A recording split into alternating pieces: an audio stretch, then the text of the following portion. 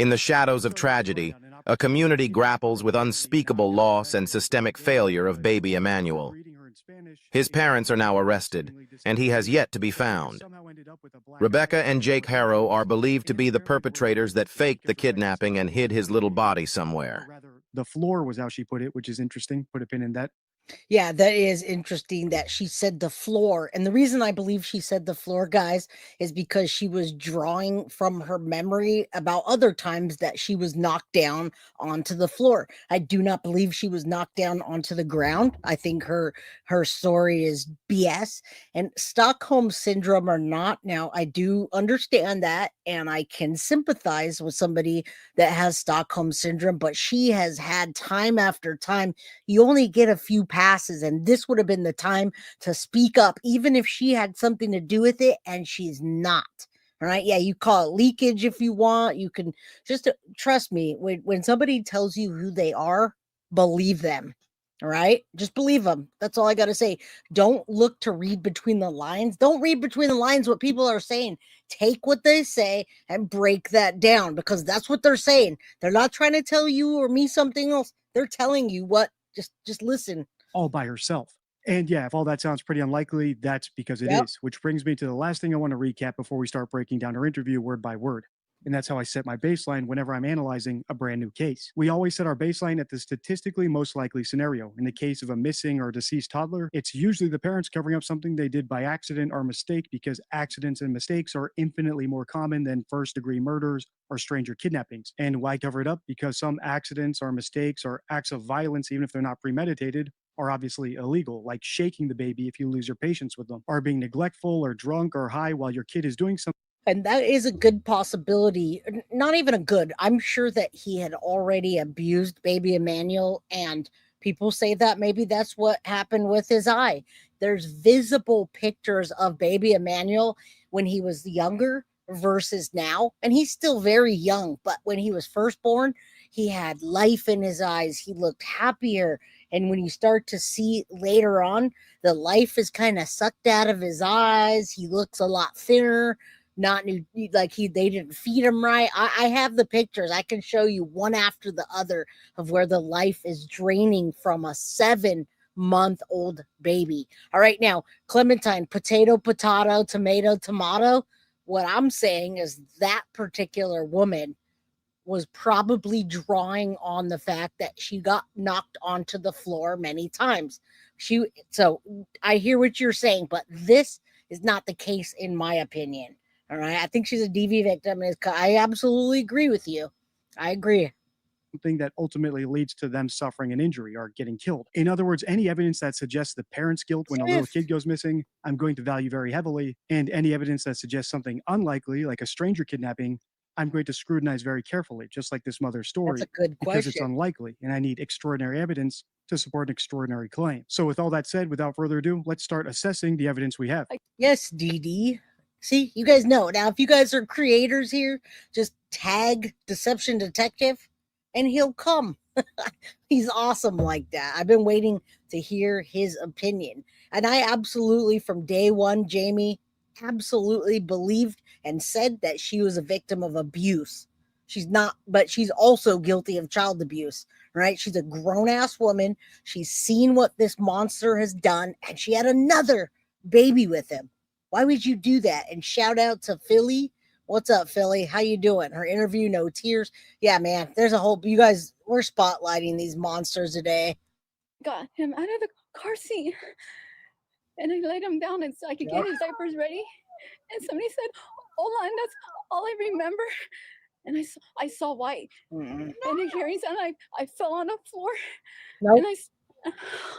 And I said, as I got up, I couldn't find my son. I checked all around my truck and I ran into Big Five and I asked the lady if she saw a baby or someone with a baby. She said no. Besides the obvious implausibility of Rebecca's story, my second biggest problem with it is that it's all prologue. She spends very little time talking about the actual assault and kidnapping. Instead, she lingers on everything that led up to it, and then wraps up with 1 or 2 sentences about what she did after. And I haven't even watched this yet because I wanted to watch it with you guys. And you remember, I asked for DD the other day to do a video. It's out. I'm excited, but I didn't want to watch it without you guys. I've been watching everything else. She only talks about what happened before. This is a telltale sign, guys. When somebody's lying about a crime, they can tell you what happened before and they can tell you what happened after, but they'll never, ever tell you what happened at that time that the crime happened. They won't tell you. They won't. I mean, I've seen people that have dismembered somebody and they'll tell you about eating pizza before and down to the detail of what they did, but they will not tell you what they did to the person, and they will tell you what they did after, but they will not give you the detail. And they could be the most detailed people that will tell you to the every detail that you could think of, but they just won't tell you that, and they can't remember it. It's a telltale sign, guys. I've put the long prologue card from my deception deck on your screen if you want to read the full rule, but the main gist is that liars often tend to linger on the true parts of their story and rush through the made up parts because that's how they get exposed. In this case, I suspect Rebecca really did change Emmanuel's diapers in the car at some point. That's why it's easy for her to linger on that and describe it in detail. But I don't think she's ever been knocked out from behind in a parking lot and had her son kidnapped, because she glossed over her search for Emmanuel after she came to, any pain she might have been feeling, actually running around and looking for him in the shop in about a sentence or two. And another reason I think that part of the story was made up is because of the tone. She doesn't sound like an actual victim. Actual victims who get knocked out and pushed to the ground don't describe it as them falling on the ground. But Rebecca seems very neutral about it. She fell on the floor. Somebody said hola to her. She was looking for somebody with a baby, not some evil Spanish speaker who has her baby and might be in the shop right now. Everybody be on alert. My point is, in this brief clip, we already have a royal flush of deception deck cards, but the biggest red flag is about to come up. So let's keep listening. And I ran into Big Five and I asked the lady if she saw a baby or someone with a baby. She said no. It was a happy boy. He smiled. Mackenzie loved to kiss him. It was a healthy. And look at the baby, how tiny he is. And look at even right here. I don't know how far this was or how long ago, but you see him just kind of drifting off. His eyes are kind of, and I don't see like the typical bruising and such because he doesn't have clothes on, but what that monster did to the other little girl, his daughter, who's neurologically devastated, broken ribs, can't walk, brain damage. You guys aren't even ready for it. If you haven't seen it yet, I wasn't ready for that. Baby was he was crawling, he was kicking, and he was playing with his toys. Whoever took our son was. Please give him back. This guy is a piece of trash, a monster, by the way, and it's in my opinion because of what he did to the other child. Now, this daughter is already taken away. They're not going to get her back, I hope.